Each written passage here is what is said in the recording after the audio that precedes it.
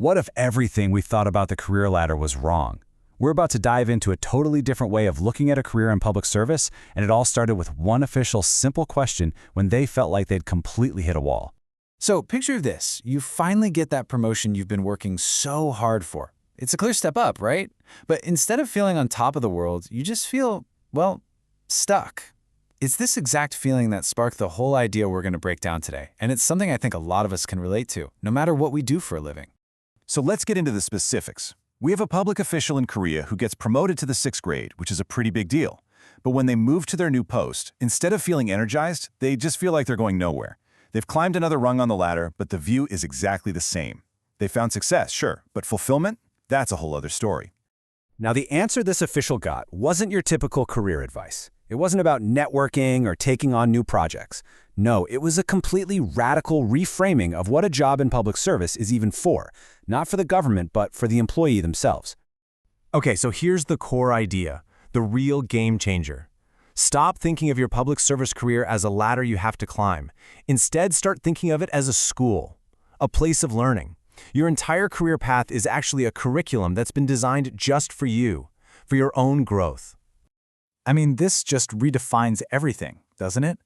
Public service isn't about getting power or status. In this view, it's an educational institution. And get this, it's funded by taxpayers, specifically to give you the perfect environment to study how society works. The state is literally paying for your education. And you can see how perfectly it all maps out. Each promotion isn't about moving up, it's about graduating to the next grade. When you go from 7th to 6th grade, your whole curriculum changes. You get new tasks, you meet new people, you're in a totally different environment.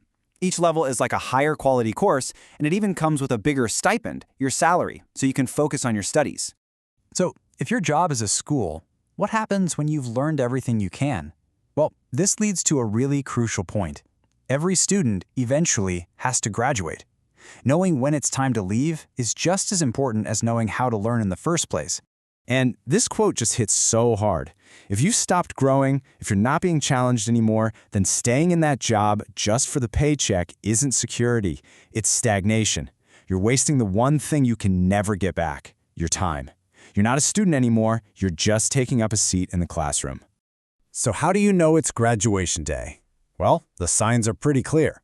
You hit a ceiling, and moving up becomes almost impossible. You've basically learned everything that grade level has to offer. That's your signal. It's time to graduate from public service, take all that incredible knowledge you've gained, and go apply it out in the real world. Okay, so you've graduated from the School of Public Service. Now what? To understand where you can best apply all that knowledge, we need to zoom out and look at how work itself has evolved. The speaker breaks this down into 3 really distinct eras, and each one has a totally different goal.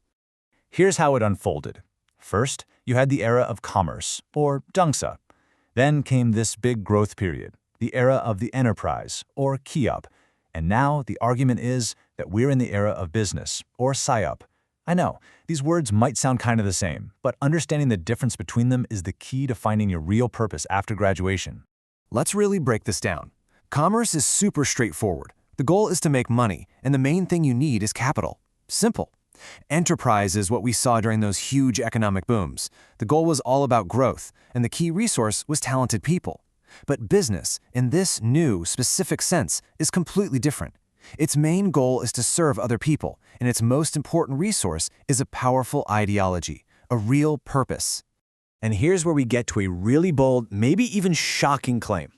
The time for building an enterprise, that growth at all costs model that defined the last few decades, is over. It's done. The speaker argues that if you try to build that kind of organization today, you're just setting yourself up to fail, because the world has already moved on.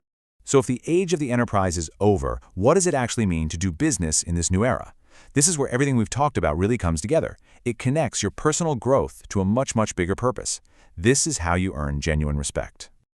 So in this framework, there are only 3 fields that can be called a true business. Why? Because their entire reason for being is to directly serve and uplift people. Welfare, education, and culture. And just to challenge our thinking a little bit more, check out this quote. The claim here is that we've only ever had cultural activities, not a true culture business. What that implies is that there's this huge, untapped potential to build something brand new, something completely designed around serving humanity through culture. All of this leads to one final powerful concept called hongik business. Hongik is a Korean term that means to broadly benefit all of humanity.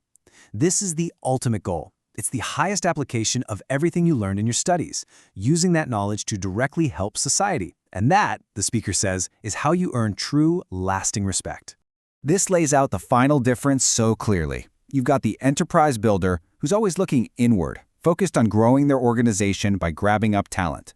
But then you have the business practitioner. They're looking outward. They're defined by how they serve others, and their success isn't measured in profit, but in the respect they get from the very people they help. So, this whole framework really leaves us with one last big question to ask ourselves.